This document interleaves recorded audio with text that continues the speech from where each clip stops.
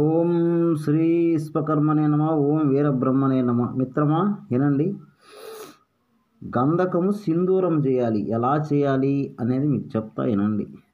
శుద్ధి చేసిన గంధకం తీసుకొని, అంటే శుద్ధులు మీకు తెలుసు కాబట్టి చెప్తున్నా, ఆవు పాలతోటి వాటితోటి శుద్ధులు చేసుకున్న గంధకాన్ని ఏం చేయాలా, ఒక కలంలో వేసి, ఆ కలంలో వేసిన తర్వాత ఈ శుద్ధి చేసిన గంధకం 100 గ్రాములు అంటే తీసుకోండి. కలంలో వేసి 12 గంటలు అన్నమాట జిల్లెడు ఆకుర పసురులో పోసిన దాన్ని ఏం చేయాలంటే, జిల్లెడు ఆకు పసురులో అంటే జిల్లెడు ఆకు పసురు ఈ కలంలో పోసి బాగా నూరాలి.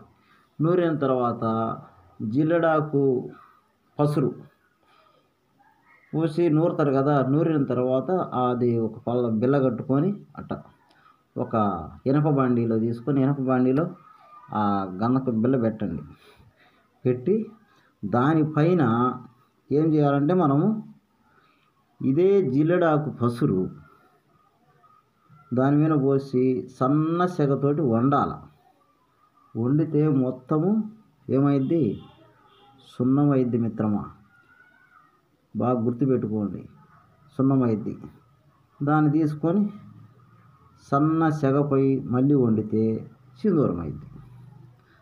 ఆ సింధూరమైన తర్వాత దాన్ని తీసుకొని మనము ఏ విధంగా ముందుకు పోవాలి. సూక్ష్మమైన పనులు అలా చూసుకోండి, మీరు ముందుకు పోవచ్చు. ఓం శ్రీ విశ్వకర్మనే నమః. ఓన్లీ మీకు అవగాహన కొరకే చెప్తున్నాను ఆయన, మళ్ళీ వేరే విధంగా అనుకోబాకండి. ఓం నమః శివాయ.